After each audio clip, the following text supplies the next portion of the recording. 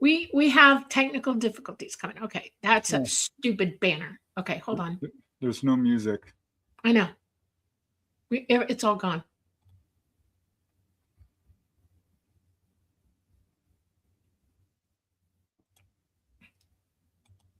Hi, everyone. Welcome to the Light Gate. This fine Monday night, we're coming to you live from the beautiful city of New Orleans in Louisiana at the United Public Radio Network at 107.7 FM and the UFO Paranormal Radio Network at 105.3 FM on the Gulf Coast. We are on Facebook, we're on Roku, we're on Rumble, and we are on YouTube. It's an interesting night tonight because we're going to be doing a master class on psychic abilities and remote viewing. And it's kind of weird in here tonight. We're already having technical difficulties, so we're going to try to keep this going the best way we know how. I'm going to turn over to Preston real quick, and then we'll begin. Go ahead, Preston. Yeah, minor technical difficulties. Our music and our background appear to be missing, but we have people working on it, so no worries. We're here and very excited to be here. Yeah. This is, I can't believe it already, episode 143 of The Light Gate. I am your host, Preston Dennett. My lovely co-host is Dolly Safran. We're very excited because we're doing something a little bit different. We have not done this before, but we've been talking about it, which is basically doing a sort of master class on astral projection, psychic development, remote viewing, this kind of thing.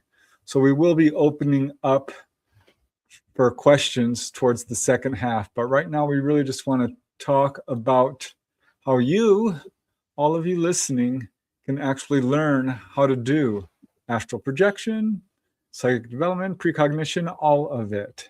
And that's what we're going to dive into today. We're so excited. So this should be all kinds of fun. Before we get into that, let me just say a very quick hello to folks because I know we're going to run out of time. I just know it. So I will be very quick. I promise, Dolly. Okay. And also, but do not even start. We will be doing a book giveaway contest on the second half of the hour. So you can get a copy of my book, Out of Body Exploring, A Beginner's Approach. We're not starting it yet, so don't get too excited. That starts the second hour. Yeah, I'm going to be thinking about that. Yeah. Okay. Right. So that'll be a good exercise for guessing the secret number. Not yet. It's for live viewers only as well. So we'll get to that for sure. But let's see who we have here. We have Barris Carbone from Australia getting in early. We have quite a crowd already, Dolly. We have Teresa Levine. We have Poetic Poems. Hey. The lovely Scarlet Fire. Scarlet. Hi. I absolutely love that name, Scarlet Fire. We know what that means, actually. We have Michael Kennedy. We have Little Dove. We have the wonderful, generous, lovely Namaste. We love you dearly. Thank you so much for your support. We have the Owl Man saying Happy Monday. And Texas Cacti, happy 2026. Yeah, Happy New Year. It's going pretty well so far. Who else do we have? Louise. Hi, Louise. New Jersey. Texas Cacti. Thank you for the class this evening, Dolly and Preston. Multiple hearts. Very sweet of you. We have TC Morrison. We have Aurora Comedy Vids. Test on Monday. Boo. Yep, pop quiz. You'll have fun, I promise. We have Mia here. We have quite a few people. Bob Thorson, thank you so much. Bob, amazing. Absolutely sweet and wonderful guest, Heidi Hansen. Thank you. Really digging deep to support us. Thank you so much, Heidi. It means a lot. You are so amazing. We have M8370 in Flubber Lane in Aurora Comedy Vids. Do aliens celebrate Mardi Gras? No. No. But they might show up during it. Just watch. Okay. We have Stargazer. We have Marlon McMichael. We have quite a few people here. Brian Morgan, Orion Constellations, Patsy Foyster, Perennial Philosophy.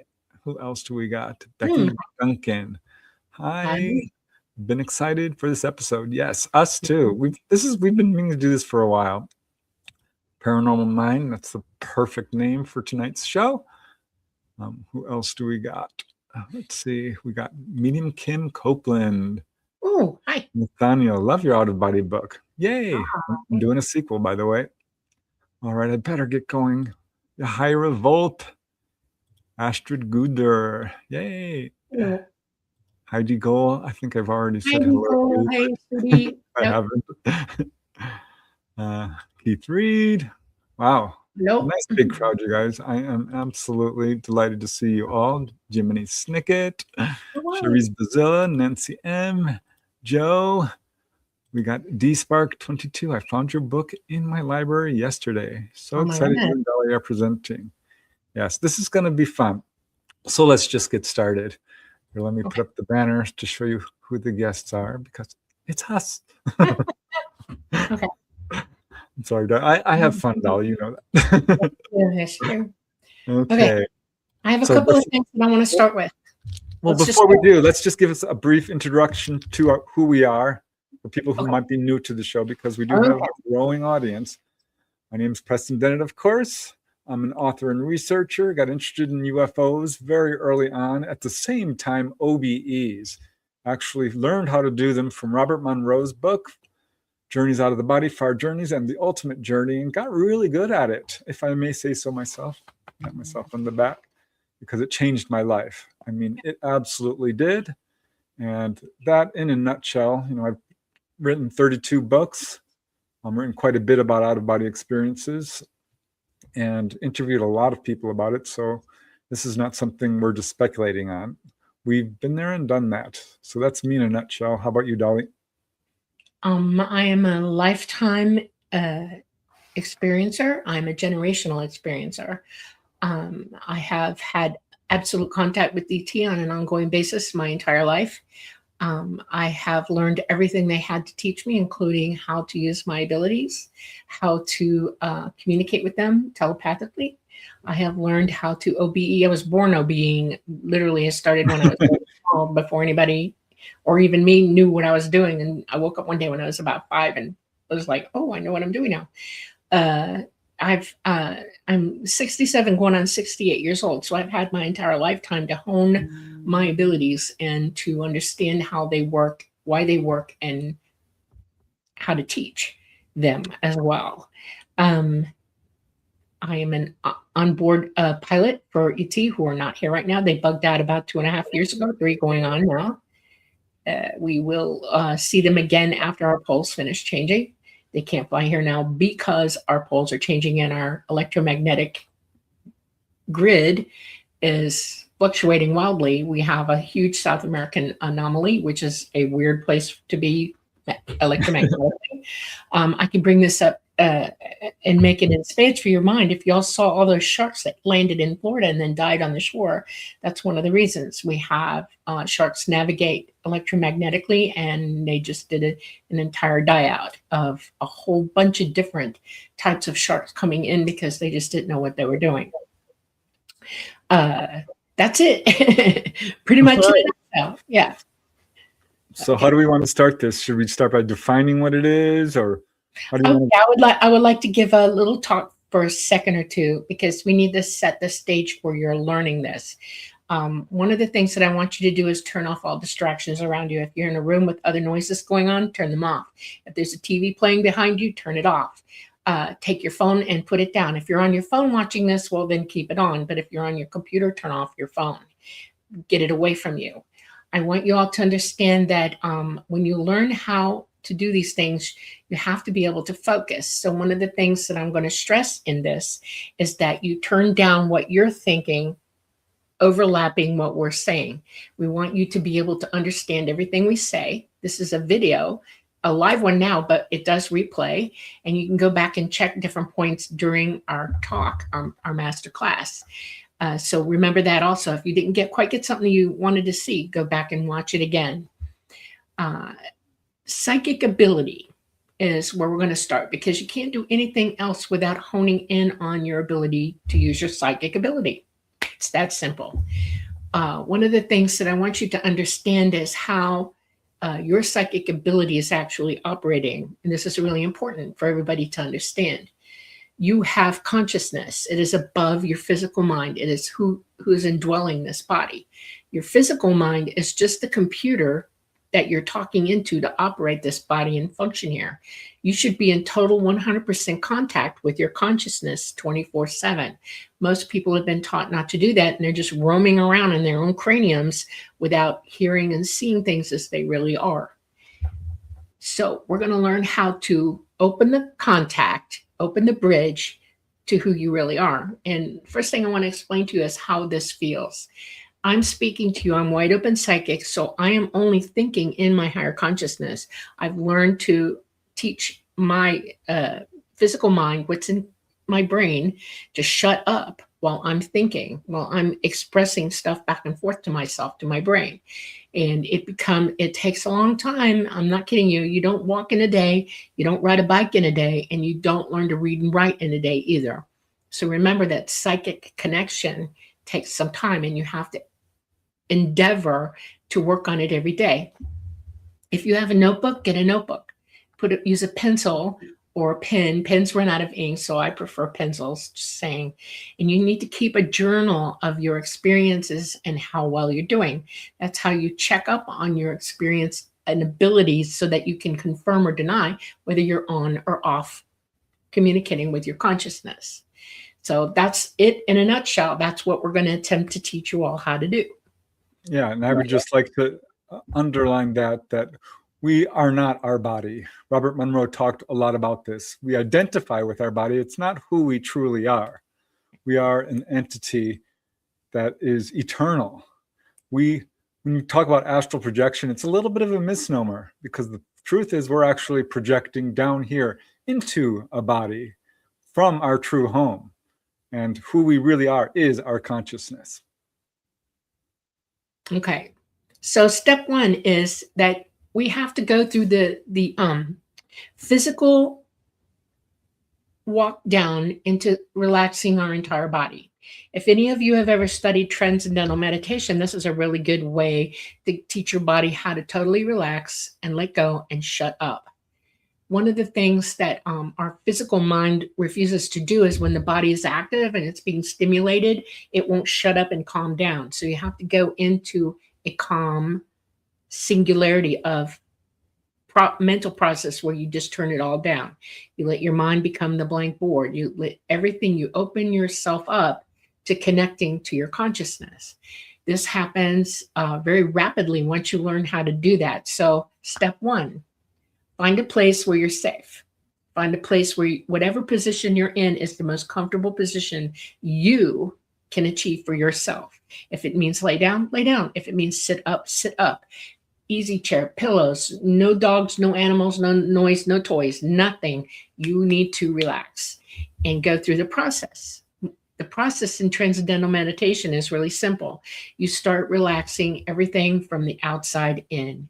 Your fingers, your toes, your ankles, your wrists, your arms, your legs, your torso, your thoracic spine, your shoulders, your back, your neck, and then your face and everything you are. Once you get into that perfect, peaceful state of relaxation, total relaxation, I want you to realize that breathing is the most important thing you're going to be doing at this time. You need to start breathing purposefully while you begin this, because it helps to relax everything in your body as you breathe. You don't have to hyperventilate, but you need to breathe evenly and, within time of yourself. Yeah, that is one of the ways people actually do relax, is by focusing on their breath. That's and right. I just want to, again, sort of expand on what Dolly's saying, because this is the most important step. They're all important, let's face it. But relaxing is hard for some people. So what you want to do is relax to the point where when you're in bed and you're like, I wonder if my arm is out here or on my side, or you want to almost relax to the point where you don't know what position you're in. And you can tell when you're super relaxed, because you'll start to feel the sensation of it. You might feel movement. You might feel heaviness or lightness. You might feel, various sensations like that, even a little bit of vertigo. Ultimately, you want to relax to the point where you start to feel what people call the vibratory state. Don't try to push for that. Right now, it's more about letting go. Try not, you go through your muscle groups, but at some point you have to stop thinking about the body, because that is putting your attention on the body, which is not what we really want to do here. So it's all about relaxation. Remember, people grind their teeth at night, they're clenching their fists. If you have trouble relaxing, try doing a little exercise before you go to bed. Try taking a nice long hot shower. You ever taken a hot tub where you get out and you're just so relaxed? That's the kind of relaxation you want to achieve. And generally it does take 10 to 20 minutes for most people. Dolly's been teaching me on this because she has this ability to just let go. And that is really working for me. This process of just absolutely letting go. But relaxation is very important step that I think this is where a lot of people get tripped up. So really work on that. Work is not the right word, is it? No, it's not work. It's fun. A process. It's a process. It's like learning to walk. You endeavor to walk. We endeavor to stand up. We endeavor to movement physically. Well, your mind is the same thing. Your mind has to be given a chance to operate properly. I want you to think about the second step in this, and this one is critical, and not a lot of people talk about it. And I want to make sure that you all get this, because this is critical and important. When you get into the state of nothingness, the blank chalkboard, you're not thinking anything. You've shut down your physical mind from telling you the dog needs to be let out, the door's not locked, the TV isn't off, those kinds of things, okay? Or I did this last week and this person is mad at me. All that stuff has to go down and be gone. You have to walk away from it. Psychic ability has senses, just like we physically have senses. Every sense you've got, hearing, sight, taste, touch, and what's the other one? Whatever they are. Oh, smell, okay? All those senses are also psychic senses. The reason for that is that's how your body was pre-made for you, to be able to communicate from your own self, because your own consciousness has all of those senses as well. So what you do is, once you get down into the state where there's nothing going on, I want you to pick one sense to initialize first. You've got 5 of them, so remember, one at a time. Every other day, you should pick a new sense when you go down. This is a road that's going to be real slow. You're going to take it one step at a time. So the first time you do it, and this is the one I usually pick, is hearing. I let my hearing evolve to my consciousness. I let those two connections, my consciousness hearing and my physical hearing, snap too. In other words, I start listening to what my consciousness is hearing, and all of it. You will hear things. It might take a few minutes, but you'll start to hear things. You might hear music. You might hear somebody talking. You might hear the wind. There's all kinds of things you can hear. That's the first one. The second one should be smell. Okay? Hearing and then smell. Every other day you do a new sense. You're going to work at this for 30 to 45 minutes each session until you got it. Okay? So the sense of smell.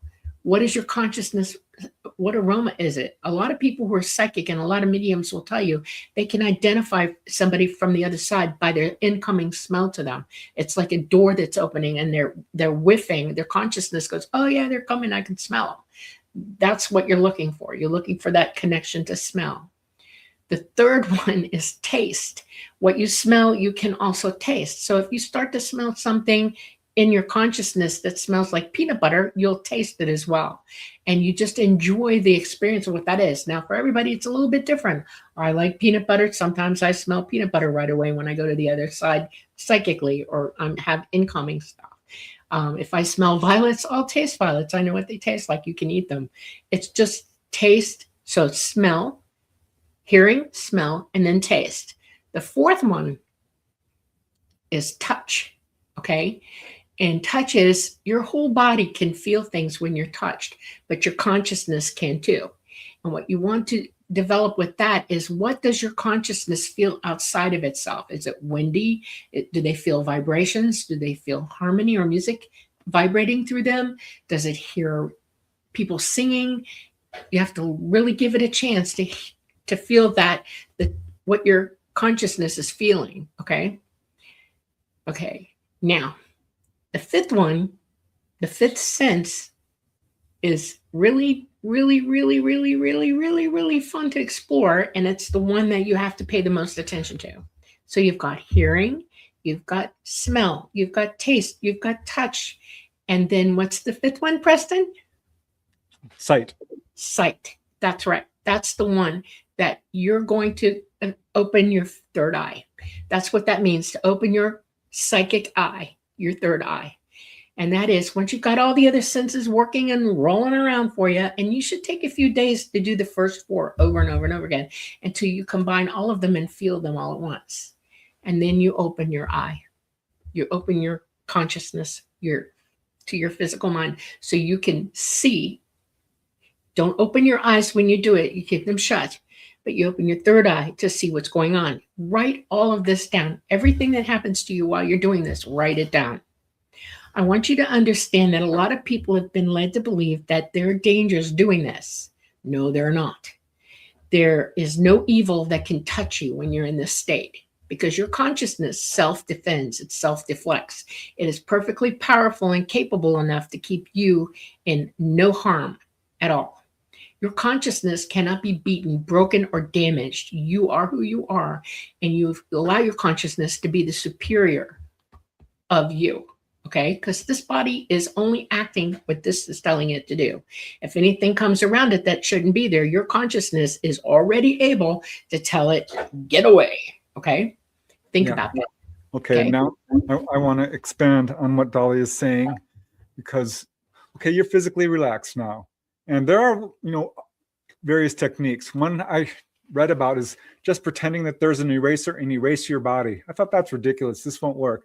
No sooner did I imagine that and erased my feet when I popped right out of my body. It was a really interesting and good technique. Another is pretending that your muscles are little guys and you walk them all out of your body. And that works too. These are little techniques. But we do have this constant mental chatter. And that is very difficult to step back from. And what Dolly is talking about is if you have procrastinated something, that's going to take up a bit of your consciousness. If you're angry at somebody, that's taking up some of your consciousness too. All of these things, you'll start to, if you look at your thoughts, you will see that there's multiple levels. You have this sort of conscious level thought. All the songs that you heard that day are still playing in your head. It just goes deeper and deeper, and you start to step back and look at it. And this is when you can start using these senses. And for me, using sound is awesome because I experimented with that. And what I would do is try to hear a song, and you can actually hear it. A really good way for a beginner is to imagine someone saying your name, someone you know well, because you know their voice. And you get to the point where you can actually hear these things very well. You can do mantras, you can do all kinds of things. You can play with this, but it's a really good technique. And yeah, you can smell, you can taste, you can feel. This is how mediums often work. When they're awake, they start to smell a spirit because they've activated these inner senses. So you absolutely can do this. This is who we are. This is nothing supernatural. This is how we're supposed to be. And sight is absolutely crucial to this. And visualizing is a big deal when it comes to psychic development. That includes sounds as well. It's not visualizing a sound, but you imagine the sound. It's the same sort of thing. But look at all the colors.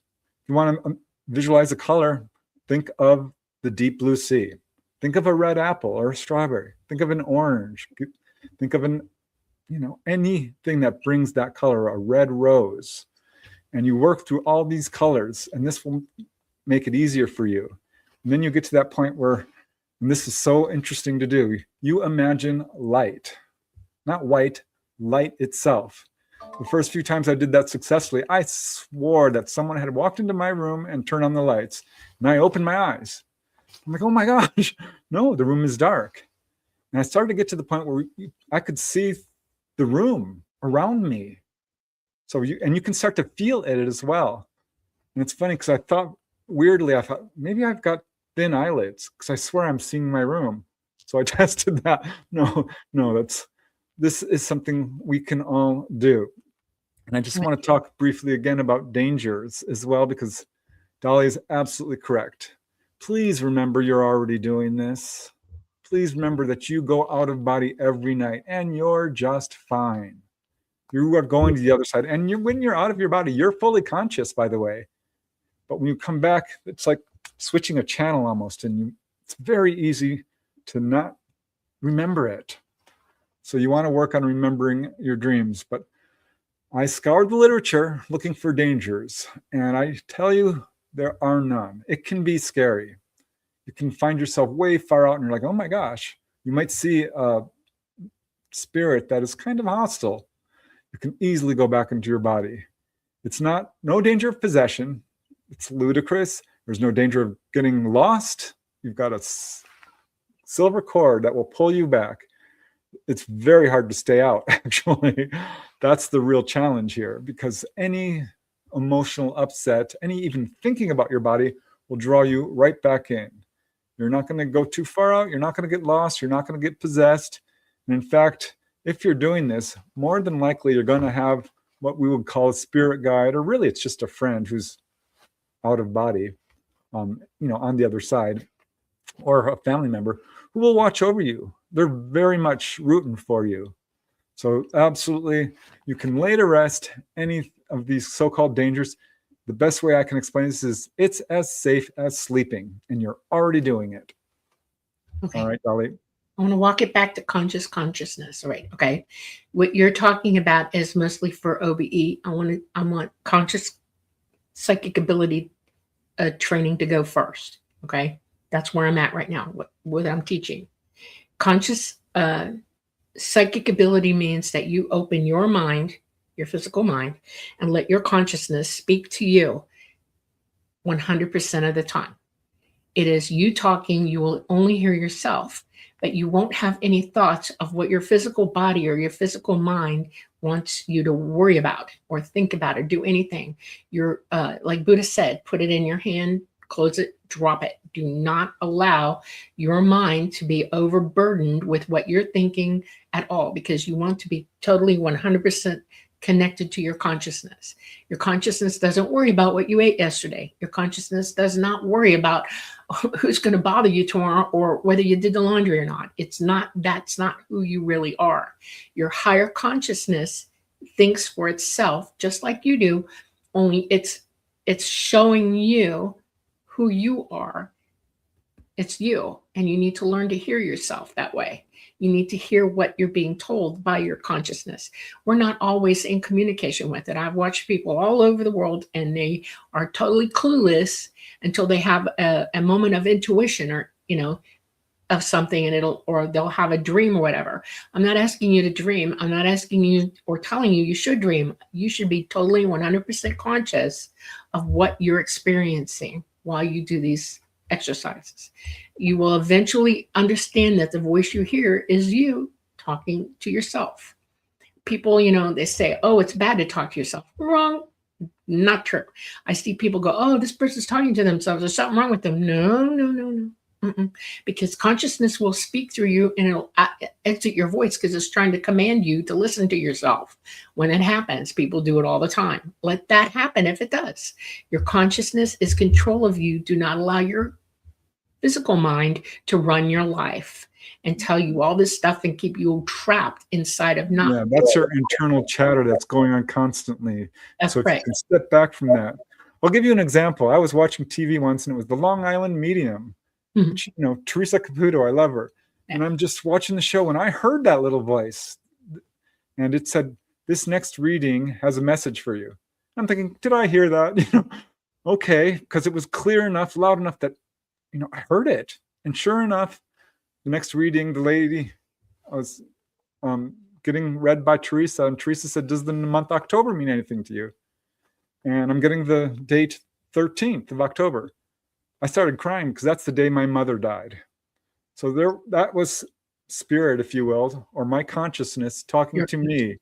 That's right. Giving me that message to let me know, you know what? My mom is around. Right, Dolly?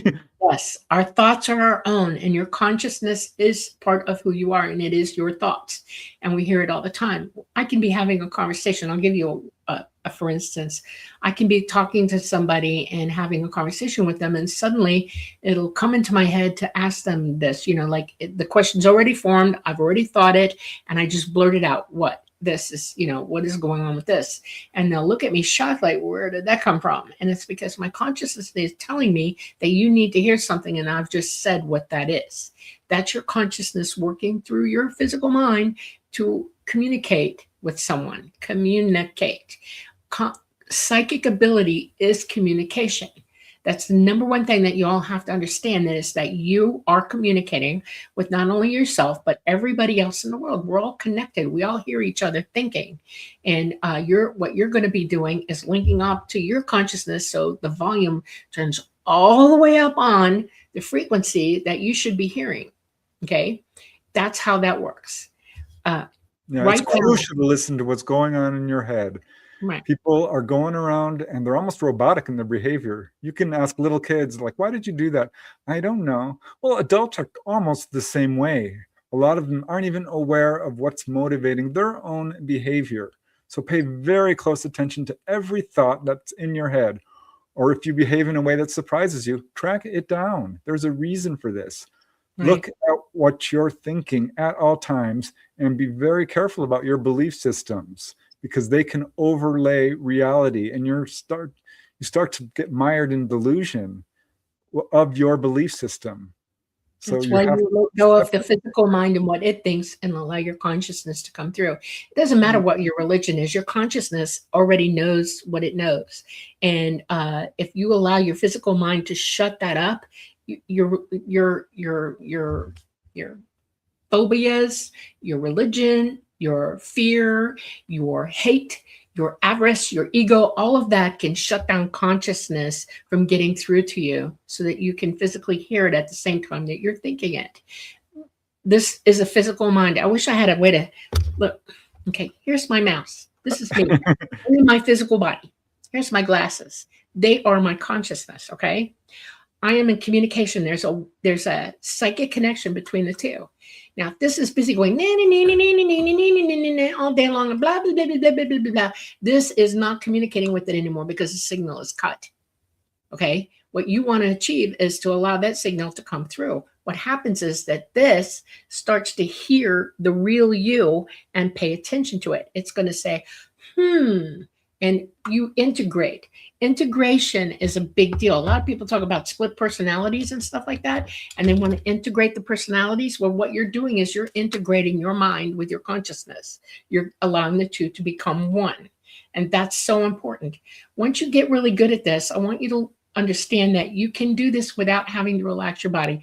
But I want you to spend a good 5 to 6 months working on this every day until you feel comfortable with doing it consciously while you're walking around. You walk through your life. You're in your living room and your kid walks in, or your friend walks in, or your husband, or partner, or whoever, and they're talking to you, and suddenly you know exactly what's going on with them. You feel it, because you can hear your consciousness agreeing with your physical mind that, oh yeah, look at that, and know that you're making a valid evaluation of what you're psychically receiving. And that's a key point. You need to evaluate, or make a valid evaluation of everything that's coming in at you. Like Preston said, I'm putting it a little bit different, but it's the same thing. That's why you write down. That's why you journal. That's why you learn to ask people, how you doing? And let them tell you and evaluate whether they're coming through to you or their consciousness is telling you another story. You'll be able to hear it. These are the things that you start to get good at, and you go through life like that, and you slow down, you get less aggressive, you get less frustrated, you get less everything, unless somebody comes at you and they're crazy, and then your brain's immediately, your consciousness are going to tell you no, and you'll back off of them. You'll get warned. There are techniques that you can do to sort of advance. Meditation, of course, is crucial and helps in so many different ways, and there's no right or wrong way. Whatever you're comfortable with, meditating is just a process of physically and mentally relaxing. But here's the thing. We are so caught up in life. We're so caught up in the physical world. We are all on a pathway towards wisdom and truth and spiritual enlightenment. And we are given experiences. We chose to come here. So Why did you choose to come here? Think about this. People are living in fear. So what we need to start doing is stepping away from that, recognizing we are immortal, eternal beings. We need to face our fears. You absolutely cannot live in fear. It will paralyze your forward progress. If you have goals you need to achieve them, because this is also stealing your consciousness. If you have something you've been putting off and you wanted to do for a very long time, why aren't you doing it? Don't be self-defeating. There's this thing called, the 5 or the 7 deadly sins. It's a real thing because these are absolute stumbling blocks. If you find yourself consumed with anger or greed or laziness or gluttony or any of these, lust, all of them, these are things you need to work on. The astral body is also called the emotional body. And when you pop out, you will be confronted with these. You may think you have no anger issues or, food issues or what have you, but you probably do. I certainly did, and I thought I was doing pretty good. But these are things you can work on, and facing your fears and realizing your desires and working through all these negative emotions. If you can do that, you can conquer the self. You will find psychic development, astral projection, precognition, mediumship, all of this stuff much easier to do because it allows you to be centered and frees your consciousness from all of this. It allows you, the physical mind, as Dolly says, is the problem. You want to attach to that who you really are.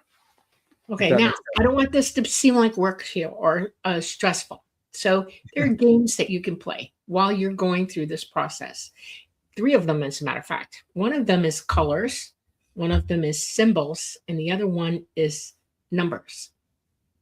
You get a deck of cards. It has numbers on it, and it has 2 suits are red and 2 suits are black, right? So you get yourself a deck of cards. Make sure your notebook is by and your pencil's by. And while you're sitting there and doing nothing, or you have 15 or 20 minutes to goof off, or even do this with a friend, have your friend work you with it, and then you do your friend, you shuffle the deck, and then you flip cards one at a time, and it's either red or black suited, right? And you say it's going to be red. It's going to be black. Now, I'll tell you the fastest way to get through that and to realize that what you've been learning, what I'm teaching you how to go to, was you let go, consciously let go. You don't try to, too hard to figure it out. You just let the first thing that pops in your head, your consciousness will tell you what it is. And you go through and you count all 52 times and you do your averages and you find out what your score is. You will notice that over time, you will go from probably 25, 24%, most people, they'll go up to 90, 92, 93. And then further along down the road, there are a lot of psychics who are able to do 100% of the time. That's just the counting cards. The next one would be colors. Pick 7 colors. You've got the primary 3, and then you go to pink or white or black or brown, orange. Okay, those are the colors that you should be, they come in decks. You can get them on Amazon and just round circle with the color. And you shuffle it up, and there's probably 100 of those cards. And then you calculate. Now, understand that we're hitting our senses here, right? We're doing sight. We're doing things like that. Now, here's one for sound that you can play that you don't need a deck or whatever. You get a radio and you find your favorite station, okay? And you tune it to your favorite station that plays all your favorite songs, whatever you like. Do not turn it on and listen to it. Keep it off.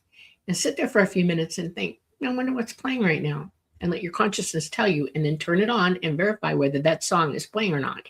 That one's a little bit more difficult. Sound is harder, but you can do it. And you keep doing it over and over and over. This is a game you play for half an hour to 45 minutes. It's entertaining. Listen to your song when you hit it right. Listen to the song all the way through, because that's your reward for getting it right. Okay, you have to reward yourself every time. Do this. Okay, now there's one for symbols. Symbols act on a different part of our consciousness because they have meanings. Okay, you don't have to do a cross unless you want to do a cross, or an equal sign, or a minus sign, or a triangle, or whatever. Each one of those symbols has meaning to all of us. We see it, a symbol, and we associate it with something.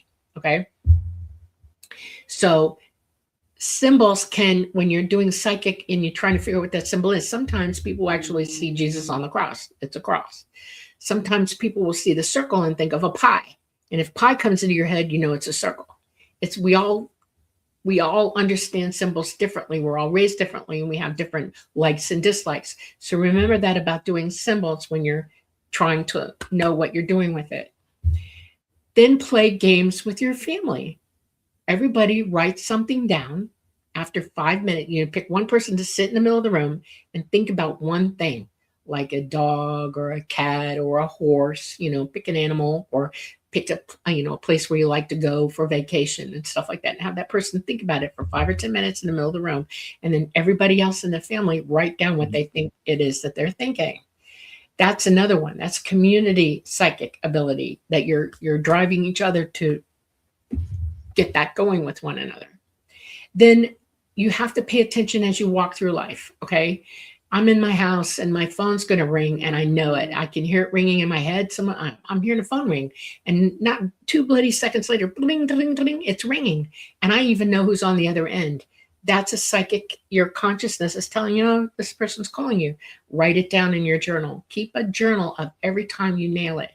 We don't always calculate everything that we're doing psychically, but if you write it down, it's a passage. You can add it all up to yourself and see that you're doing better and better and better.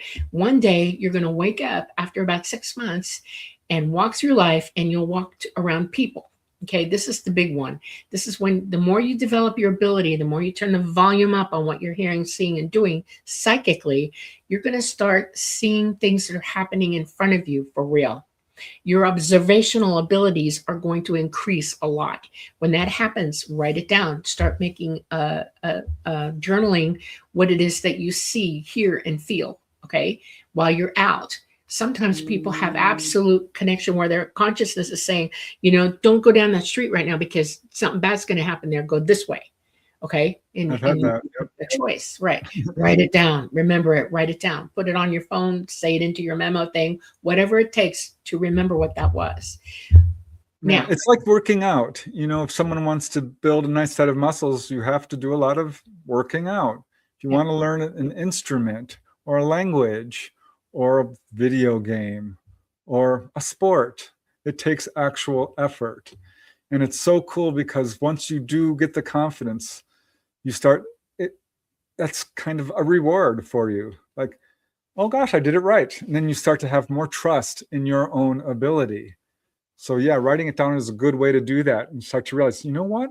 I am psychic. I can do this. It's funny because I'll watch Dolly do it sometimes. Just the other day, yesterday, we were watching the award show and Dolly blurted out who was going to win. It's like, I heard him thinking it. And I'll do it in Jeopardy. I love watching Jeopardy. And sometimes I will get the answer to the question. I have no idea what the heck it is. And I'm like, oh my God, where did that come from? It's because you're listening. You're listening to yourself. Your consciousness is happening. And it's so much fun when that happens. I was at work once and I started singing Karen Carpenter. I love to sing. And suddenly it came on the radio and everyone looked at me like, how did you do that? And I'm like, I didn't mean to. I just heard the song, started singing it, and then it came on. And it's so cool when that happens. I absolutely love it. It's really so much fun. Okay. So in a way, what I've just said to y'all is homework now. I want you all to take on the task of training yourselves to do these things. And I would love to hear back from you. I would love to hear it on the shows. If y'all want to say, oh, I did this or I did that, please do. It's good not only to have confirmation for yourself that you've done something, but to hear somebody give you accolades for it. When you have children and they're learning to do things, you applaud them. You say, yeah, you did it. You did it. And we're here for that. Okay. We're absolutely here for that. We'd love to hear about it. Okay. Anything you want to talk about with this while you're training yourself to do this is wonderful. We can even set up networks down the road. I'm hoping in a couple of months that we can have one show a month where we actually learn to, play the game online, where we've got the cards, or the symbols, whatever, Preston and I could be the master of the class and, try to transmit what we're looking at to you and have everybody say, did you get it or not? We're going to do it in 5 minutes, just saying. Oh, okay. All right. It just Okay. yeah, because we are doing a book giveaway in 5 Right. minutes here. This is a way for you to figure out what that number is. I So will yeah, be looking at it and doing my best to transmit. No guesses yet. We're almost there. that's right. Yeah. But yeah, learning astral projection is a really good way to do this. Researchers learned long ago that there is a connection between psychic ability and what's called dissociation. And that is sort of a mind-body separation. And we see this with people who have near-death experiences. This is a profound dissociation, and they come back with all these major predictions. That's why dreams sometimes come true, because you're dissociated again. This is what mediums and channelers do when they go into a trance, psychic readers. And you can get good at it enough where you don't have to go, and you're closing your eyes and rolling your eyes back, because it's a natural human ability that we should already be accessing. But dissociation is a big part of how the mechanism behind it. And I read all the books on multiple personalities, which is profound dissociation. It's a dissociative disorder. And every single one of them is profoundly psychic. Every single one of them. But you want to integrate all of those back into one consciousness. That's what I'm saying. It's not dreamlike. It is consciousness. You want your consciousness. You want to be awake and aware while you're doing this. If you depend on going to sleep to do it, or meditation is great, but conscious ability has to start in with you, and the connection has to be wide open. It's like I'm getting we're a telephone. Your consciousness is telephoning you every day, but you're not picking up. Okay, we want to make that connection and wake up so that you can hear it. That's what I mean by everybody wake up. I want you to hear yourself think for real. It's not your brain that I want you to hear. I want you to hear your consciousness. Okay. Yeah, you need to learn to know who you are inside and out. This is in a weird way related to past life recall, because we are not just who we are this lifetime around. We have come and incarnated over and over again. And a really good way to sort of dip into psychic ability is to look at your possible past lives, because often people will remember them through the dream state, but you are remembering them consciously. And a real good way to figure that out is like, what am I naturally good at? What do I have a natural talent towards? What am I have a strong aversion to? What do I have any phobias? Phobias, research has shown that they're almost always related to some past life trauma. So you can see this in the clothes you like, in any, a wide variety of things, your tastes, you go to a location, like, gosh, this looks familiar to me, and you know the way. So these are little points towards your past lives, and this is an avenue in to your psychic ability. Dreams is a really easy access to the paranormal. It's a perfect way to access your psychic ability. So dreams are not just the nonsense of the mind. This is, every single dream you will see has a cue. It's what I call a cue. And this is where something does not match your life. For me, once I picked up a bicentennial penny. I'm like, well, that's weird. I didn't think they had bicentennial pennies. I guess they made them. This is a cue to wake you up, to make you lucid. Becoming lucid in the dream state is a first step, because then you start having dreams that come true. And that's what I call waking lucidity. That's when you start having active clairvoyance, active precognition. You are absolutely directly connecting to your consciousness, and you're able to see future events, particularly ones that affect you personally. So these are little avenues that you can travel to sort of develop your own psychic ability. Dreams is crucial. Write down every single dream you have. Dreams are sent from your higher self. 80% of them are your fears and desires. So once you start conquering those, you start to move on to true dreaming, what dreaming is supposed to be. You can reach a point where you don't actually dream, and you move beyond that to astral projection. You're no longer dreaming. You are fully conscious. You don't need to have those dreams to work through your fears and desires and suppressions and all of that. This is absolutely doable.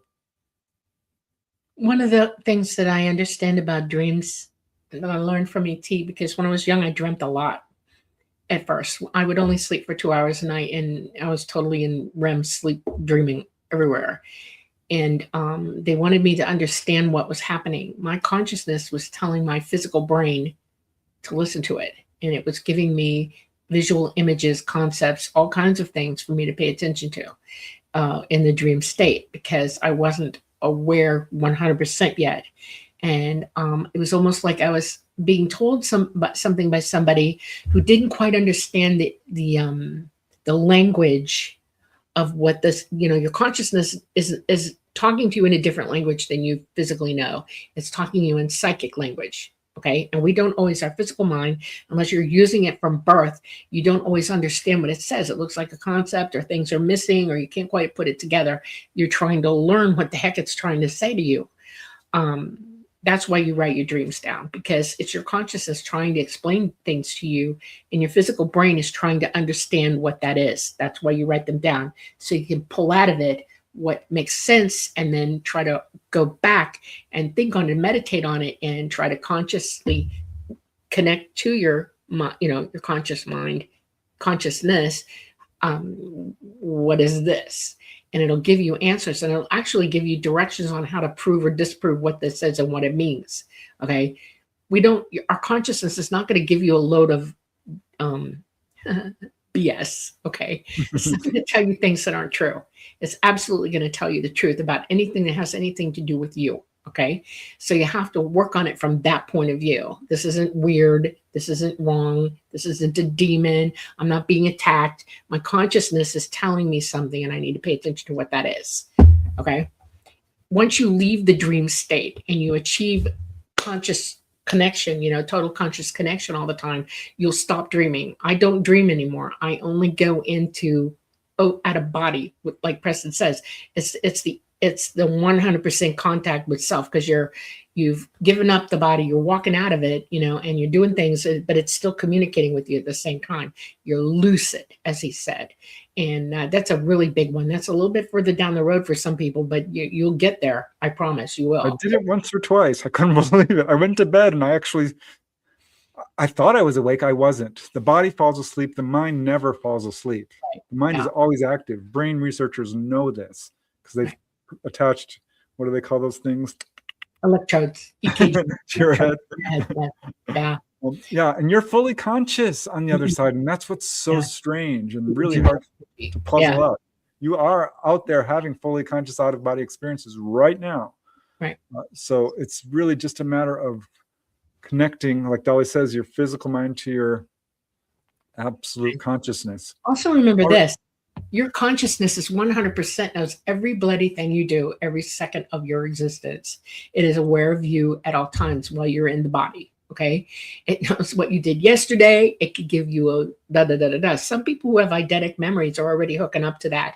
And it's weird. It's connected to that. Absolutely. Yeah. That's another exercise. I'm glad you brought that up. Do you remember what you had for breakfast yesterday and the day before? Start working on that, because you should always be asking yourself 3 questions. Where am I? Who am I with? What am I doing? Ask yourself that constantly. You need to constantly orient yourself, because when you go out of body, you lose track of that. And the best thing you can do when you wake up is don't move at all. Ask yourself, who was I with? Where was I? What was I doing? And it'll all come rushing back to you. It's the coolest thing. It's a really good exercise. Yeah. And if you do remember the night, don't let it leave you. Relive it.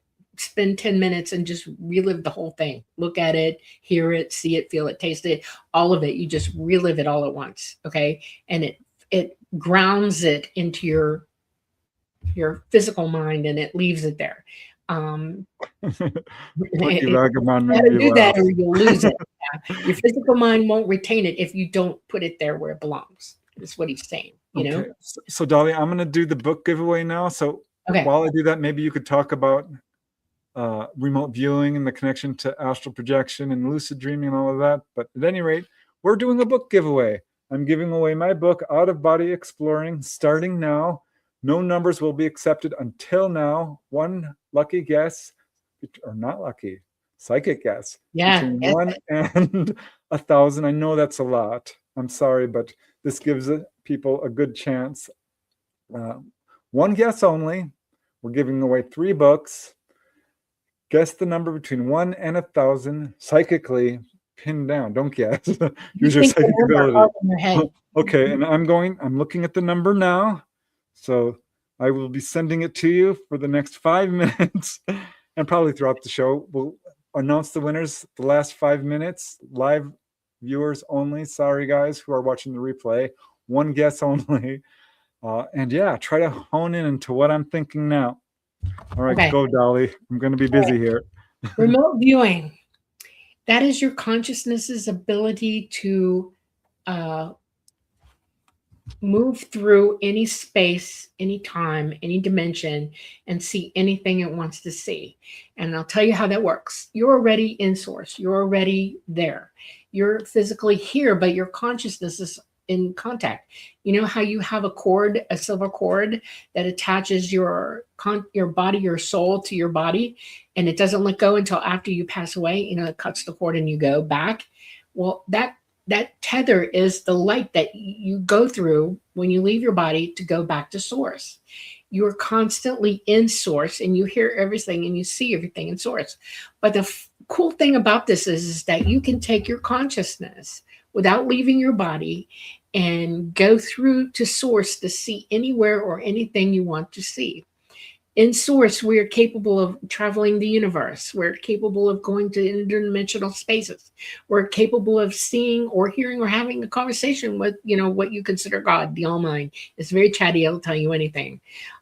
So remote viewing is your ability to take your consciousness and walk through that connection to source, and with a destination in mind. Okay. That's why they call it targeting when you remote view, because you have to have a destination to do it. Otherwise, you just go anywhere you know, blah, blah, blah, and you, what am I seeing? You know, so you're going to target something through source with your consciousness. You're going to go into consciousness in source and target where you want to be and what you want to see. It's really easy to do. All you have to do is this. And you can do this yourself. Pick a place that you know that you see every day or can go to within 5 minutes. Any place, write it down what it's going to be. Your target is going to be this, and you write down what the target is. And you're going to go and view it in remote view for 15 to 20 minutes and write down everything you see there. Draw a picture if you have to, but make sure that you pull it up and you're actually pulling in that information consciously, okay? Once you get it all written down in your little picture and everything, you get up and you go to where that is and take your little notes with you and see if you actually saw what is really there. This is what I mean by being a good observer, because psychic ability makes you the best observer on the planet. Literally, I see everything all at once, everywhere, all the time. If I'm in a room, I see everything in the room as it is. I memorize it instantly. I know what it is, because my consciousness is paying attention to it. And that's what you're going to do, is you're going to have your consciousness go somewhere, pay attention to what that is, what your target is, and then you come back, write it all down as you've done it, and then go verify whether you did it or not. If you want to use somebody else, you know, and they live, you know, in another state or whatever, you get them to set something up or a place that they can go to and look at before you begin. So they're either in their home looking at it, you know, showing you what it is, or they're there showing you what it is. Great thing about cell phones is they can videotape everything they do, everything. They can videotape an area like a, you know, play park or a street, you know, blah, blah, blah, what's going on, okay? And then you, while they're visualizing that target for you, you go there, you remote to it, and you look at it, and then you write down what you think it is, or draw the picture or whatever, however you're comfortable with this, and then you tell them what it was by telephone, okay? Then they will send you the video or the picture they took so that you can verify for yourself whether you nailed it or not. If you did, they're going to get real excited. So, but that's a really fun way to do remote viewing. A lot of remote viewers pick unattainable targets that they cannot verify or prove. I'll give you a for instance. Every time I hear somebody say, I remote viewed the moon, I want to slap them, because there's no way for you to prove what you saw or didn't see. You can't verify your ability doing that at all. you can't even get good at it doing that all because there's still that, I don't know, back there. Don't remote view things that you can't verify ever, ever. Now, if you've got a NASA scientist and he's got a telescope on the moon and he's looking dead at something, and he says, okay, you go remote view that and tell us what that is. That's a verifiable thing because they can show you the pictures and they can say, oh, you did that. There is no NASA scientist anywhere or anybody who's got an absolute view of any part of the moon 24/7 without a satellite circling the moon, and we don't have that right now. We have them circling the Earth, and we have stuff out in space, and Hubble can look at the moon sometimes if be directed to it, but there's no way to verify that stuff. Just don't pick stupid stuff. Don't pick, unverifiable things unless you got a friend who lives in France and can stand at the Eiffel Tower and say, all right, I'm going to remote view the Eiffel Tower. Don't do it because you can't verify what it is. You have to have somebody who can absolutely show you by phone, video, or picture that you nailed it or you do it for yourself. That's how you remote view. It takes a while. You can get good at it. And I want you to understand how remote view works. It is your eyesight and your consciousness eyesight locking in together to see something. Okay. And it's looking at it. Now, sometimes when you first start remote viewing, you will only see an outline or colors. It takes a while to get that vision, psychic vision, to coalesce into what it is you're really looking at. Don't get frustrated. It'll happen. Just relax and let it happen. Just let it happen. See what's actually there. You allow it to come to you. You don't reach for it mentally. You let it come to you. That's the whole part of remote viewing that everybody forgets. If I've got a target and I'm going to look at the playground, that's near here, okay, and I close my eyes and I start to see, I let the playground come to me. I'm in consciousness. I'm in source consciousness with my consciousness, and I'm letting that playground show itself to me. I'm not trying to see it myself. I'm not trying to physically go there. My consciousness is already in source. It can see anything, hear anything, and do anything. So you just let the picture come to you. You let your consciousness in source go, oh yeah, there it is. And it will come to you and you will see it. And it will sometimes start far away from you and then come up to your view, and it'll fill itself in until you have the total picture. That can take 10 minutes, can take 20 minutes, and for some people, 30 minutes. Okay. But let it happen. Just relax and let it happen. And then write down what it is and then verify it that you did it. That's remote viewing. Okay. All right. Yeah. And okay. I found remote viewing somewhat frustrating because I felt like I was guessing. So don't worry about that so much. Just let the images come naturally to you. Have fun with it. All right, we did it with my family, Christy, the artist for my books, Marco, her husband, and their children. It was all kinds of fun. And it was amazing to watch us get hits. It's funny because we just wrote down the location envelope and sealed it, handed it to the person. There's different ways you can do it. And I held the envelope. I'm like, I'm not getting anything. I'm just getting like stark desert landscape, completely dead. And it was the moon, it turned out, which again, you can't verify that, I know, but that was a picture. Those kind of targets are pictures that somebody puts in an envelope and they number the outside of it. So all you're seeing is the number of the envelope, knowing that there's something in it. Okay, right. With that. Okay, the government started that, and it's very confusing to people. It drives me crazy. If you're going to send somebody a target in an envelope, make sure it's the picture of what you want them to see. Okay, then when you open it, you either verify the picture or you deny the picture. That's how that works. That's why I say it's better to have live action with this at first, to be able to go or look at it or have somebody verify it with you, because that's more in concert with everything that's going on around with you, because you're using source to see things. In other words, you don't need this person to verify it, but it helps to have them verify it. But you're going through source to get to what that target is and see it for what it really is. Psychic sight comes to you. You don't travel. Out of body, yes, you travel and you're psychically looking at everything, okay?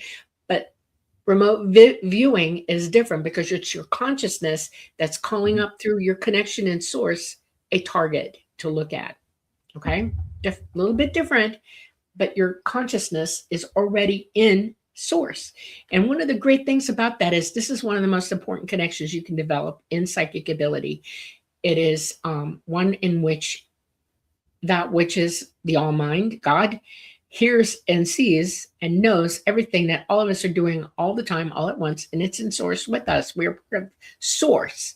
And that's a developmental connection that you want, because there are days where I have questions about things, real serious ones, and if I can't figure them out for myself, and I'll get frustrated about it, I will ask source. I will go into source and ask the all mind, I would really like the answer to this. Show me how to get to it. Help me out with this. I'm very specific about what I want from it. It happens. I get the download and I have to piece it together myself and look up all my little, where are you going with this? And sometimes I actually hear something tell me outright what it is, things like that. But that's connecting to source. That's what remote viewing is you're connecting in source to go and look at things and see things as they really are, period. Okay? All right. Yeah. I think one of the best clairvoyant type experiences I ever had was once I was going to the bank, and it was weird because I'm driving there and it's a few blocks away. I started to get this image in my head, which was so weird and bizarre. I just kind of pushed it out thinking, what am I thinking about? I saw a man with wearing a leather vest and pants, no shirt, and kind of, a biker dude. Really long hair, and he was whipping it around. Such a weird image. I'm like, I don't know where the heck that's coming from. And it kept getting stronger and stronger to like, God, I'm trying to drive here. Come around the corner and go to the bank, and I'm going to go through the drive-through, the ready teller there. There's the guy. He's standing there right next to it, and he's whipping his hair around. Looked exactly like this vision I had. And that was because, that was at a time where I was really meditating daily and working really hard on quieting.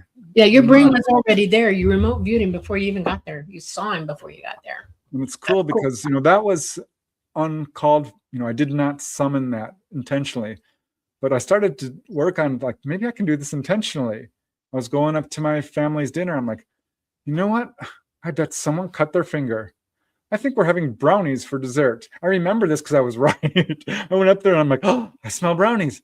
And I'm looking around and someone had cut their finger. There was like 8 or 9 of us. I have a big family. So coincidence, maybe. I don't think so. Because this was, I quieted my mind and I remote viewed there. And I was right. And it's so cool when that happens. Because, you're not always going to get great hits. But if you practice at this, you can get better and better at it. All right, I'm going to give one more announcement about the book giveaway. I've gotten all of your guesses. One guess only, folks. I will take your first guess, and the others do not count.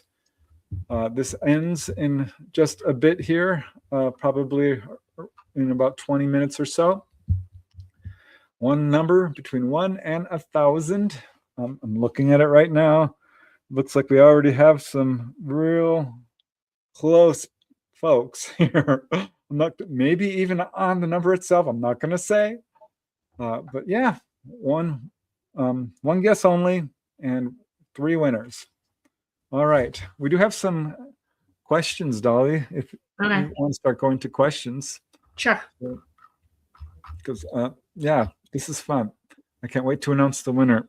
I am just absolutely amused by it. You'll see why. Okay. Let's see. Oh my gosh, you guys are so kind today with your not only your comments, but giving and your generosity. Thank you. All right. Jiminy Snicket, good question. Is your consciousness the same as your higher self? Yes, one and the same. Yeah, I would agree with that. Higher self is a term that's kind of thrown around loosely. That's who you are. That's absolutely, you are your consciousness. You are your higher self. And it's funny because we talk about going out of body. In a way, you're not really leaving anything because your astral body is part of your physical body. It's part of all of you, all the way up to source. So in a way, it's kind of a misconception to think it feels like it. And in a way you are in terms of the third dimension, but you are source. You are a part of this universe. Your higher self is you. I think if that makes sense. Yep. All right. Another great question here from Evan B479. How do we keep from falling asleep? Any tips? Give yourself an evac word. In other words, a rescue word to bring you back up into lucidity. If you start to fall asleep, pre-program your brain to not allow it to happen until you're really ready to go. So you say, I will not fall asleep. And if I start to fall asleep, I will take a really deep breath like that. Okay, that'll bring you up to lucidity. It won't wake you totally up, but it'll keep you in doing what you're doing. I usually think the big breath is the best way to go with that, because if you touch yourself, you might as well stop. You're done. But breathing in a deep breath, that'll bring you back into lucidity. So you pre-program yourself. I will breathe in deeply if I start to fall asleep. That'll bring you back to lucidity. Okay. Yeah, and there are other things you can do. One, I read someone, you have to be facing north to have out-of-body experiences. Ridiculous. I've done it sitting up. I've done it lying down. I've been on my stomach, on my side, in a chair. The position doesn't matter so much, but there are things you can do that will help. If you're falling asleep when you're trying to relax, how do you sleep? Do you sleep on your side? Do you sleep on your stomach? Do you sleep on your back? Try a different position. I have a hard time falling asleep on my back, so often I'll do my relaxation that way. I have a hard time falling asleep if I'm not in my bed, so I'll go into an easy chair and do it there. Okay, I have a point to make. Don't do it before you're going to bed. When you wake up in the morning, do it in the morning. You've already had a good night. Yeah. You've already had a good night's sleep. You're not going to really want to sleep in the morning. Trust me. Or pick in the afternoon. Whatever's the farthest away from sleep time where you're still really energized, do it then. Okay. Yeah. Wake up in the middle of the night, walk around for 5 minutes, 15 minutes, do an activity, go back. That works really well. That's called waking induction of lucid dreaming. But lucid dreaming and out-of-body experiences are pretty much the same thing. The only difference is when you're lucid dreaming, you're hallucinating. You are projecting your own thoughts onto the environment around you, but you're actually out of body. So it's kind of a minor form of this. And if you're in a lucid dream, just shout out, all illusion end. And that works. That's a way to wake up. That's right, in the middle of it. Yep. So another really good way is to just set the intention. Like tonight, I want to go out of body. Tonight, I'm going to see my higher self. Tonight, I'm going to have a past life experience. Setting the intention can do this for you. Try sleeping with your head at the foot of the bed. You'll sleep a little bit more lightly. You can try going to bed without a drink of water, so you're a little bit thirsty, or drink a little bit too much water, so you have to get up and go to the bathroom and you're not sleeping as well. These are the little techniques that you can experiment with because different things work for each person.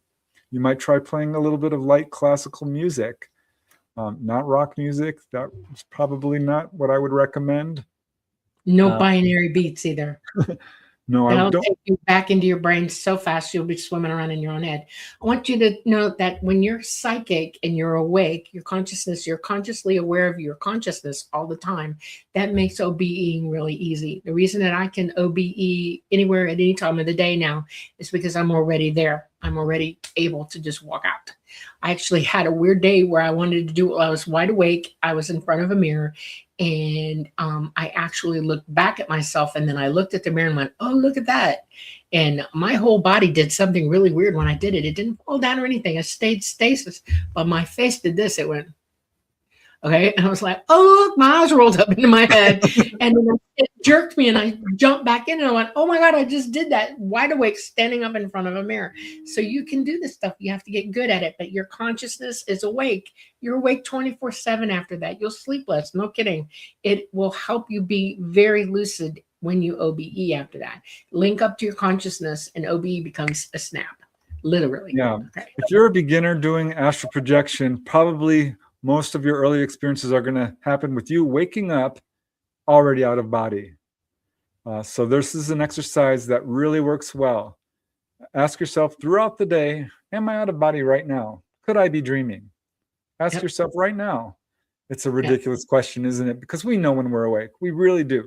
Well, you think you do, but the truth is you do not, because you're out of body and everything around you is so perfectly vivid it never even occurs to you.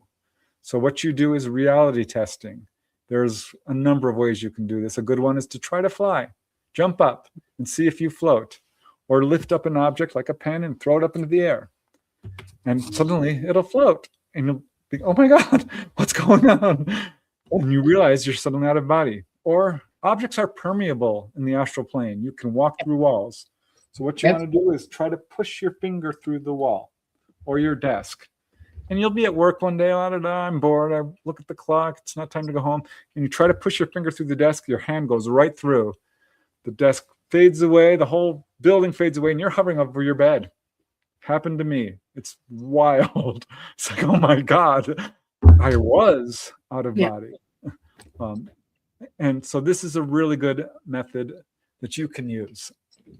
Also, if you have a deceased loved one, absolutely, this is your bridge to the other side because they want to meet you and you want to meet them. So concentrate on them when you go to bed. I want to meet my deceased loved one. Think about them, what they smell like, what they sound like, their face. Get that emotional connection. Ask to meet them. Have a dream about them, and boom, they will come. They might even grab your hand and pull you out of body. This has happened to me. It's not super common, but this is another little trick that you can use. Okay, we have quite a few questions in here. I'm going to try to get through these. Here is one from Louise. What if you just get ringing in the ears and then it's done? You need to relax. Keep relaxing, and don't give up. Persistence is the key to success in all things, by the way. This might not happen overnight. There can be a steep learning curve. Louise, do you have tinnitus? If you do, that's what that is. You're just hearing your body. You have to learn how to get away from that. You have to shut it down. That's part of, you're not relaxing all the way out yet. If you hear ringing in your ears and then it's done, it's because you're still paying attention to your body. So do practice getting relaxed until there's nothing going on. Nothing. No sound, no sight, no smell, no nothing. Total dark chalkboard. Nothing. Be in that space for as long as you can and practice it until you get good at it. Because I got a funny feeling, because you probably do have tinnitus and ringing in your ears to begin with, and it gets really, really, really, really loud when you shut everything down, and that's the last thing you hear. So try to get past that. Okay. Yeah, I can. It's funny. I'll be trying to relax. In the beginning, I'd be relaxing, and suddenly I'd start to get an itch on my foot. Next thing you know, it's crawling up your leg, and then it's all over your darn body. I call it the itching phase. Don't worry about it. Just try to get through it. If you have to itch, go ahead, but try not to. It's funny because you go through all these stages when you're trying to quiet your mind. Suddenly I will hear a big brass band playing and everything screaming. And I'm like, all these voices. I'm like, oh my God, my mind is going crazy here. A really good way to go out of body is visualizations and affirmations. Tell yourself, tonight I will go out of body. I am out of body. I go out of body now. Do not ask, set the intention. You want to wind up all these things together, your imagination, your desire, your attention, your intention, all of it. Really, really focus. And anything that visualizes movement works really well. You're physically relaxed, you're mentally relaxed. Now imagine you're on a swing set going back and forth. Suddenly you pop out. It's very cool. Or imagine you're just rolling out of bed and suddenly you feel this weird sliding sensation and poop, you're out. Anything that has movement. Imagine yourself on the bow of a ship, an elevator going up, running down a pathway. That works really well. I do remember one time I just laid down in bed and suddenly the vibration came over me, the vibratory state. It's when your body starts shaking and almost feels like an electric shock. I laid down, my eyes were still open. I'm like, oh my God, I'm going out. And that was the first time. This took me like 10 years into it. I lifted out while my eyes were still open. And I saw, it was so cool because the astral world and the physical world are very close, but they're separate. They're different things. It's a little bit glowy. and everything has its own inner luminescence. Yeah, well, everything is light, and you actually see all the light. That's why, and the Very cool. bioelectric field that or the vibratory state is literally your own physical body's bioelectric field barrier, and you're crossing over it, and you have to go through it to get out. So don't freak out. You're not going to die. It's not a big deal. And if you get a little shocked, don't worry. The more you do it, the less you feel it. That's all. Does tinnitus go away during an OBE? Yes. So does nearsightedness. So does pain. So does anything that's associated with your physical body. Right. Okay, that was a good question. Okay, Evan B. didn't really get to finish this question. How does belief systems, we were talking about belief systems. Your belief system overlays your perception of reality. So if you think, that demons are real, when you see something, your physical mind actually is trying to label every single thing you see so you can explain it. Don't bother with labels. Look at something for what it is. Do not pay attention to a belief system. Become an observer, not a remember. Yeah. Become an observer, not a rememberer. Who you are, what you are, and all is already been put down. You have to let go of that and become an absolute observer of what reality is. That's what happens when you OBE. You have to see what's really there. All illusion, stop. Okay. Yeah, we think we know a tree because, that's a tree. Well, stop calling it a tree and look at it. Really study it. It's an amazing miracle is what it is. Everything around you is a bleeding miracle. It really is. It's all of the world is absolutely unexplained. You can label it all you want, and you can study it and learn patterns and much knowledge. But ultimately, it's a miracle of the universe, its existence. So allow that to come through you. Okay, I want to talk about this one, okay? Thank you for the donation, by the way. Very sweet, Bob Hunter. Okay. It's scary when your consciousness leaves your body. Okay, I want you to stop over. This is a belief system. You believe it's scary, okay? What you don't realize is that excitement happens when you leave your body and you go, whoa, okay? And it's a shock. It's shocking to do it, and it'll drag you right back in, all right? Any high emotions. Fright is a high emotion, will bring you back in. Stop telling your physical mind that it's scary. Stop telling your consciousness. Don't argue with your consciousness. Your consciousness doesn't think it's scary. You do. That's a belief system. Okay. Stop it. Lose the word. Correct. Self-correct that. If you say a bad thing's going to happen today, it probably will because you're looking for it. If you say today is going to be as it's going to be, and I'm going to observe and enjoy as much of it as I can, that's what's going to happen. That's what an intention is. And if you intend for something to be scary in your head, you are defeating yourself instantly, immediately, and you're not going to get any further than that. Yeah. Move off of it. We talked about it earlier. Fear. Remember, Frank Herbert, fear is the mind killer. Fear is the little death that brings total obliteration. That's he right. studied consciousness. Frank Herbert, a great book. Dune is all about consciousness. Yeah. Overcome fear. This is one of the obstacles. There are 4 main obstacles to learning astral projection. Fear is one of them. Oh, this sounds scary. Forget it. It's not. Fear is all in your mind. It's 100% in your mind. Replace it with knowledge. Love and knowledge trump fear every single time. Laziness is another obstacle. Right. Ignorance. Don't know how to do it. It's a matter of applied knowledge. And we've given you the knowledge. Apply it. Also, skepticism. I don't think I can do it. This is yogis and monks. Oh, you're intending not to. Psychic. Right. You can. No, you can. Yeah. I want y'all to think about this. Everything you see, feel, hear, and do every day writes on your brain. And your brain is a habitualizer. It will remember everything negative you say before it will remember something positive. That's why we're built this way physically. One of the things that I can tell you is that if you're watching horror movies, if you're listening to horror stories, if you're playing games that teach you to kill, hate, avarice, whatever, you're pumping your brain full of negativity that is overriding everything you think and do. And your poor consciousness is sitting up here going, when is he going to stop? Or when is she going to stop? Get over it. Just stop. you have to stop. Your physical body, your mind, those habits are not okay. Don't do them. It's not okay to eat bad food or drink bad things. It's not okay to think bad things either.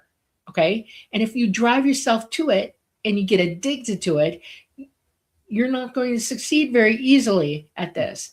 And I want you to understand that intention is everything. I intend to be okay today. I intend to be healthy today. I intend to be happy today. I intend to be carefree today. I intend to see love and beauty and joy. I intend this for myself. Your physical brain will remember those and start erasing out. That's how we heal ourselves, by getting rid of that which is destructive to us. And negative stuff is destructive. And the world powers that be want you to be a slave to it. And so they give it to you every which way they can to keep you in that mindset. Get rid of it. Stop. Okay. All right. Let's go to the next question. Good night, Heidi. Sweet dreams. Love you. Hold on. I'm all over the place here. Okay. I'm still searching out the winning numbers. Okay, this is from 888 out there. So when I heard a voice saying, hear me, a high voice, and go home, a low voice, when I started meditating, was it my higher self? It startled me out of the meditation. Only you can answer that question. When you meditate, you open yourself up to other people's thoughts as well. So be very careful about what you're hearing, because sometimes you can pick up other people's thoughts as well. Yeah. Would you say? All right. Anything to add to that, Dolly? No, you said it eloquently. You have to be careful where you are, what you're doing. That's why you isolate yourself when you're meditating. You turn off the TV. You get away from people. You don't let the dog in the room with you. You have to keep those signals out of your purview so that you have a clear signal to work with. Okay. You can learn how to dub out stuff or block stuff later. Right now, you're just trying to connect to your consciousness. And that's more important. Okay. People, right. I'll tell you something. I had a friend of mine call me up one day and she said, I have to talk to you. I'm very upset. I'm like, why? She said, because I just thought a terrible thought out of nowhere. It's not me. And I don't understand what the heck happened. She said, am I under spiritual attack? And I said, no, you probably walked by somebody who was thinking that and you got it full force. Boom. And she looked at me like, oh, I didn't think about that. It's like, yeah, whoever you're around, you're going to hear them. If you're using your psychic abilities, you're going to hear what stupid people think sometimes. And you need to understand that if it's not you and you know it's not you and you know what it is, let it go. Walk away. Give it peace. Peace out, baby. Go away. It's not you doing it. You're not telling yourself to do bad things. You're hearing some idiot telling themselves to do bad things. Don't let it bother you. Okay. All right. This is from Plucky Vagabond. How long does it take me to project? It took me 4 weeks plus 3 weeks, so almost 2 months to learn how to do it. Generally, in the beginning, I would do it on weekends, and it took me maybe a half an hour to learn how to relax. A lot of them, again, began in the middle of the night. I'd just find myself out of body. Now, it doesn't take that long. I usually do it early in the morning. I wake up, I'm like, okay, I'm relaxed. I lay down and I let go. It takes me maybe 5 minutes. But it depends on what kind of state I'm in, I guess. But you can do it pretty much instantly once you get good at it. Yeah, lucidly, that's the point, okay? Because Preston OBEs all night long. I know this because I'm awake 24/7 all the time, and I'll go in and check on him, and he's out, and he's talking, but he does not remember because he's not lucid at it, right? Okay, he does do better in the morning. Y'all have to find your happy place with this, okay? Because you leave your bed the minute you go to sleep, your consciousness is going, bye, see you, woo woo, and they're out, and you're doing stuff, whether you remember it or not, it's probably up to you. And that's why connecting to consciousness and being lucid aware 24/7 is a really good help for this. But yeah, it's his habit to do that in the morning. He's really good at it. I'll be about 6 o'clock in the morning, I'll just be and all of a sudden there he is. It's like, hey, what are you doing? And it's because that's when he's lucid at it. Okay, absolutely lucid. So yeah. All right. Poetic poems. So we're a collection of all our past lives. Yeah, I think that's a way of looking at it. Look at we think of we're so attached to our personality and our identity. But the fact is they're a bit of a coat that we wear. That's kind of a good way of, or even a mask, or just something we're trying out for now. But who you are, this took me a long time to unpack, and I still don't fully understand it, because I want to be me when I go to the other side. I don't want to come back as be someone else, but that's okay. The Native Americans used to change their names every once in a while when they went through a big life event. That's kind of what it's like.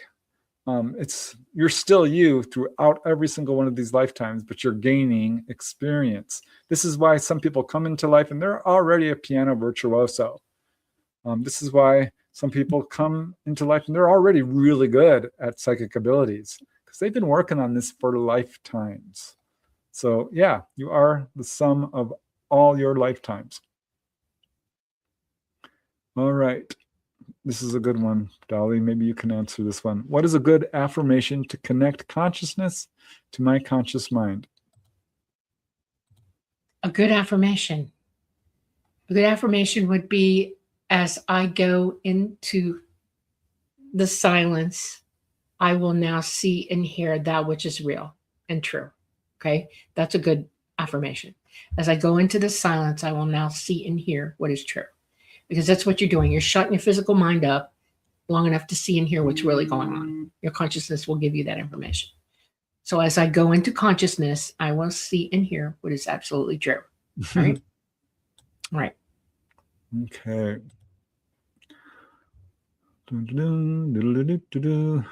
Here we go. I like this question. Can family and ancestral connections help develop psychic ability? Yep. There's some truth to that, I think, because we do see psychic abilities running in families. And the fact is we choose our families, and genetics do play a role here.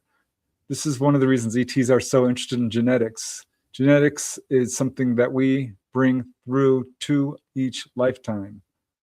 It's not what people think it is. Dolly's talked a lot about this, and we're going to dive deeper in Symmetry too about this.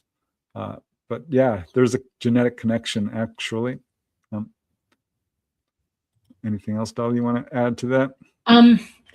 Yeah, you own your DNA. Your DNA goes with you. It is not just your body that carries DNA. It is the DNA of soul, the DNA of consciousness. Your DNA code is with you always.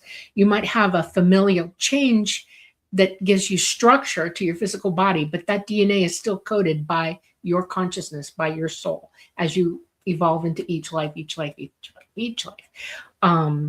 It's an interesting way that works. It's genetics, super genetics, and the genetics of soul. And it is incredible. You can be born with the genetics to remember things because you were coded to remember them automatically, physically in this body. It got brought to me by ET, but my grandfather sent it home to me. And I'll tell you how that happened. One day we were talking and he said, "Do you know that I remember the Battle of the Bulge like I was there?" I said, "Really?" And I'm thinking, past life. He goes, "No, not past life. It's in my genes. I know some ancestor, genetic ancestor of mine is alive in my memory and I remember seeing it through this genetic memory." And I was taken aback. I was like, that's interesting. So we're passing memories down to ourselves genetically, And then my ET teachers taught me to take it one step further than that it's your soul in charge of that DNA that caused that to happen. It's physically in your physical DNA, but there's a type of DNA that's coded that we don't know how to see yet or understand or see communicating to us.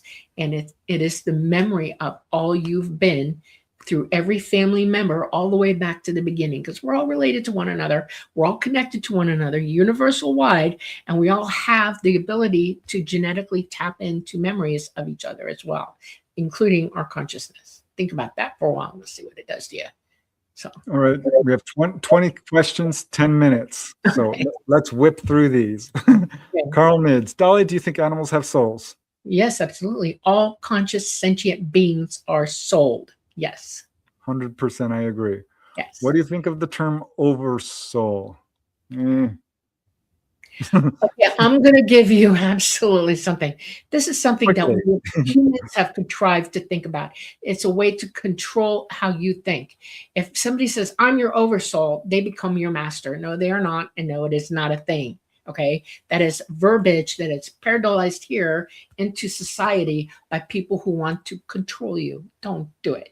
Okay. We are not in control of one another. We are autonomous beings, and anybody who's trying to control you or tell you there's an oversoul, they are big liars. It's not true, or deluded, or insane. Okay, no such thing. Yeah, Okay. I agree.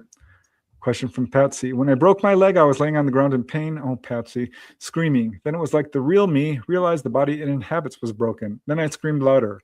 Was that connection to source? Okay, let me think about this. I want to hear what you're saying in my head. Just give me a second. When I broke my leg, I was laying there around in pain, screaming, and it like hit me really hard. Oh, I understand that. Okay. Yeah, when we're inhabiting a body, and Yeah, it's a very difficult thing. Your consciousness was trying to tell you that you effed up. Bad move. No, this is bad. And you've got some work to do to heal this up. Yeah, your consciousness can get a little peeved at you for breaking something you shouldn't have broke. Yeah. Mm-hmm. Yeah. I love this question. Thank you, AM8370. When OBE, can you instantly play a musical instrument even if you've never played one? I'm going to try. I have never tried that. I'm going to guess probably not, but you could. I don't know. I know I can sing better. I can see better. Colors are brighter. I don't want you to get disturbed, okay?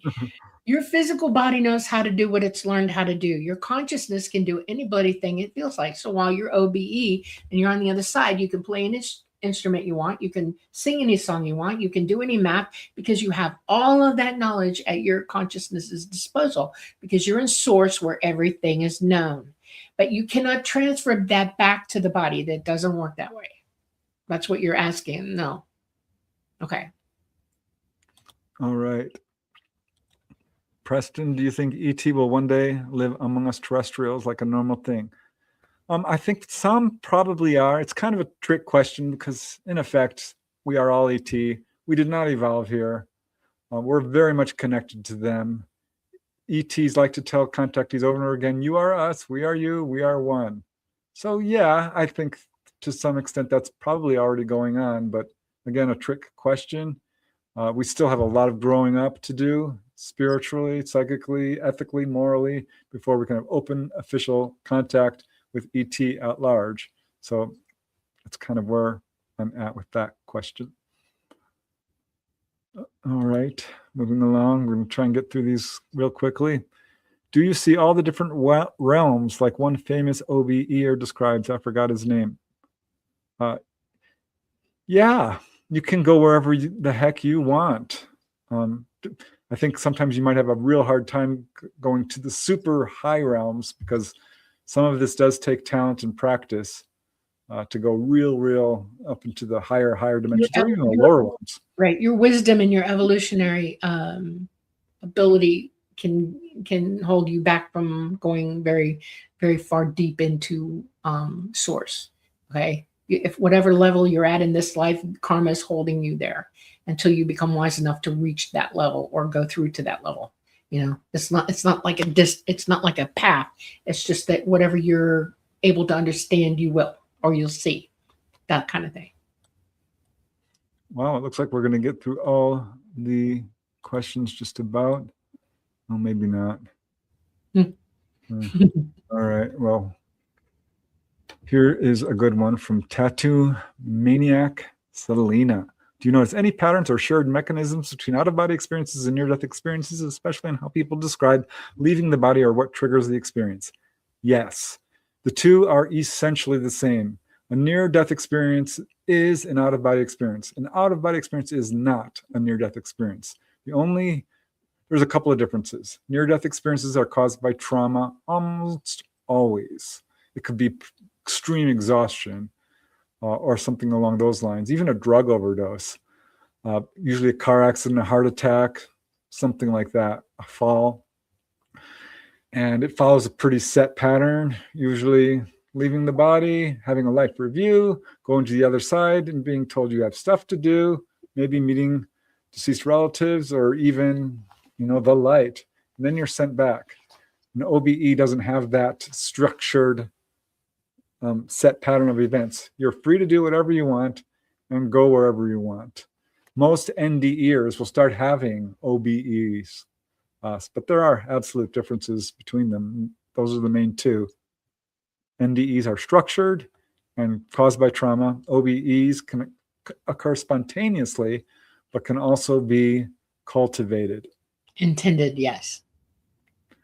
All right, I think we're just about through all the questions. I saw one here from Michael Kennedy. Could you take a moment, and that's about what we have, to talk more about testing your reality during the day, like trying to push through the wall or jumping, and maybe giving us some more examples of how to test your reality? Here's one. When you're in the dream state, like I mentioned earlier, there's always an anomaly. Something is different. Your driveway is facing the wrong way. There's a window in your house that isn't there. Your couch is the wrong color. Something. Do this during the day. Look around the room and like, gosh, is there anything about my room that looks off? Is there anything about anything? The sky, people around you, your clothes, anything that looks like it doesn't really belong there. Really pay close attention to your outer world and your inner world. You have to spend equal amount of time on both. But that's a really good way to test reality. Dolly, you got any other suggestions? Yeah. You can literally say to yourself, if I am asleep, I will wake up now, and you will. That's the ultimate way to know. If I am OBE, ask yourself, I am going to go here now. And you pre-plan a destination for you to go, OBE, like I'm going to go to my mom's house, or I'm going to go see my friend, or whatever. And you say, demand it now. You say, if I am really OBE, I will go here now, and you will. So those are the two ways to confirm or deny it. If I am asleep, I will wake up now. If I am OBE, I will go here now. And however you're going to get there, you'll go. And it's a little bit of a shock when you do it. And you're OB at that point. It might drag you back into the body at first, but keep doing it and you'll get good at going somewhere when you're OB. In other words, you don't have to stay stasis in place when you're OB. You can do anything you want. And that's the proof that you're not in the body right now. And if you are in the body, just say, if I am not OBE, I will wake up now, because there's the difference between lucid reality and reality itself. And if it's your conscious mind doing it and not your consciousness out OBE, it'll smack you wide awake. Okay. That's how you do it. Yeah. One last question. That's all we have time for, because we're now pushing our time limit. Wayward Warlock, follow up. OBE versus NDE. What if you are OBE, then the physical body dies? What would happen? Go on your merry way. I don't know of any case, but how would you verify that? There'd be no way. We're all going to have a permanent OBE anyway. So yeah, learning how to do this is a huge... I've thought about this, by the way. This has been on my mind because I OBE all the time, okay? And I know that someday I'm going to pass away. And it doesn't matter how I do it. I know it's coming, right? So if I'm OBE and my body starts to fail, I will tell you that because I asked for confirmation of this, from the universe, from source, what happens in that moment. And what happens is that your body drags you from OBE straight back into it, because your body is now in crisis. You cannot OBE while you're physically dying. You cannot. Okay. So if you're going to wreck your car, or if you're OBE and there's a tornado coming and your house is getting sliced up, you will not be OBE through that. You will hit your body back and then leave that way. There's no chance of you being OBE and dying at the same time, because your body will drag you back to go through the process. That's how that works. Okay. They did a whole study of that, and people who fell from cliffs and high places, every single one of them slid out of their body before they actually smacked the ground. Right. Your soul never dies, but your body does. And your body will tell you, oh, yeah, here we go. it knows. So All right, it's time to announce the winners. Drum roll. Ba-da-ba-ba-ba-bum. The secret number was 291, and we have 3 winners. yay! Scott Wilkeson. Don't know how you did it. You won the last book on the Q&A, so you're pretty good at this. Amazing. So I have your address, I think, so I will send you a copy of this. Our next winner is Evan B479, the number 303. Yep, 12 numbers away. So very good guess. And our third winner is the Owl Man. Yay, 324. Pretty So that cool. was 33 away. The winning number was 291. And gosh, if your number is closer and I made a mistake, please do let me know. But I think because there's a lot of numbers there, and I do my best. But yeah. Congratulations, Owlman, Evan B, and Scott Wilkeson. Very cool. Thank you guys for joining us tonight. We're going to do this again. That was loads of fun. Really appreciate you guys listening tonight. And wow, you guys are super generous today. Namaste. Bob Thorson, Heidi, you're out in the dream world, probably astral traveling right now. We love you. Aussie, amazing. Henry Jackson, Bob you. Hunter. I don't even know what to say. Over and over. You just thank you so much. You are beyond kind and generous. Plucky Vagabond, love you very much. I know this subject is dear to your heart. I love your comments. I can tell you're already pretty good at this. You should be teaching it too. Dot, Janie Mashburn, amazing. Bob Hunter, how? Amazing. Mr. Catfish, thank you so much. You guys have been so wonderfully generous today. Joyce, who was our guest last week. We love you, Joyce. Love you. Hope you're doing well. And what a fun show. Oh my gosh. Okay. I guess we have to say goodbye, Dolly. I don't want to do it. I know. Thank you all for joining us on the Light Gate on this Monday night. We had a really good time with y'all, and we are looking forward to next Monday night. We are coming to you live from the beautiful city of New Orleans in Louisiana at the United Public Radio Network at 107.7 FM and the UFO Paranormal Radio Network at 105.3 FM on the Gulf Coast. We're on Facebook, we're on Roku, we're on Rumble, and we're on YouTube. I want you all to enjoy your week. I'm praying for everybody. I'm sending you as much love and joy and peace and good vibes. Have fun doing this. Please enjoy learning this. It's a good thing. It'll help you more ways than you could possibly understand. We love you. Night, night, everybody. Oh my gosh. Look at all these lovely comments. I know. I hate to leave them.